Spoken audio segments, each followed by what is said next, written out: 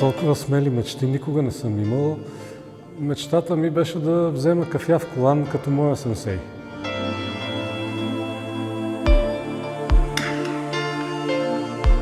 Да бъдеш първи дан означава, че имаш някаква основа и се намираш на първото стъпало по пътя.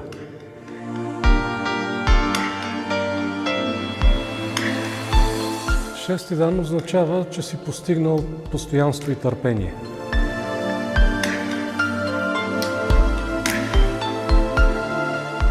Една зима ми се случи така, че паднах на леда и паднах по такъв начин, че не се нараних въобще.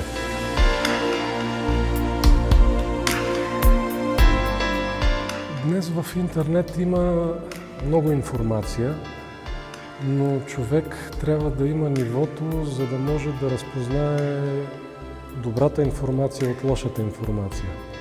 Тъй като всеки е свободен да публикува каквото си иска в интернет и понякога не всичко, което е публикувано е добро.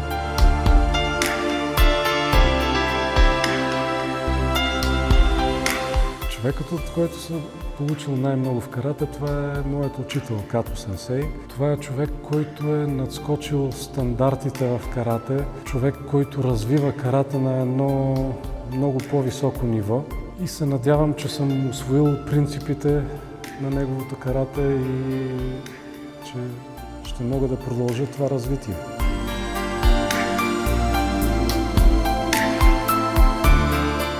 В началото има един стандарт, по който всички се развиват.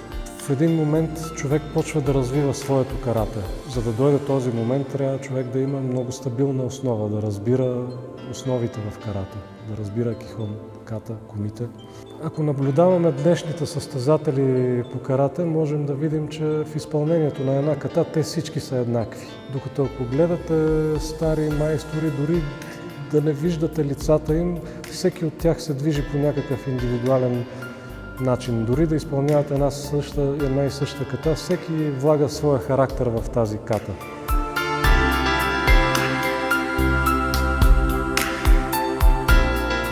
Много искам да имам неговата техника, неговото чувство за дистанция и тайминг. Разбира се, това е нещо, което сам трябва да изработя.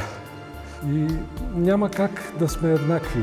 Аз имам моят характер, моят темперамент, той е различен и на двамата ни е ясно, че няма как да стане това нещо.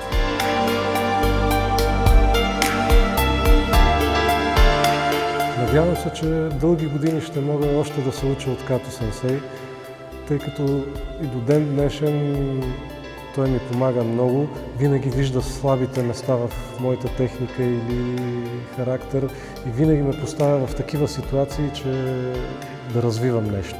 Аз също съм придобил умението, когато наблюдавам даден човек, да открия слабите места в техниката му, да измисля упражненията, с които той може да подобри техниката си. Но това, което искам да предам на учениците си и което съм научил от Като Сенсей е, че карате се развива непрекъснато, карате се променя, ние самите се променяме, нашето разбиране се променя. И карате не е нещо неподвижно, то непрекъснато се променя и развива.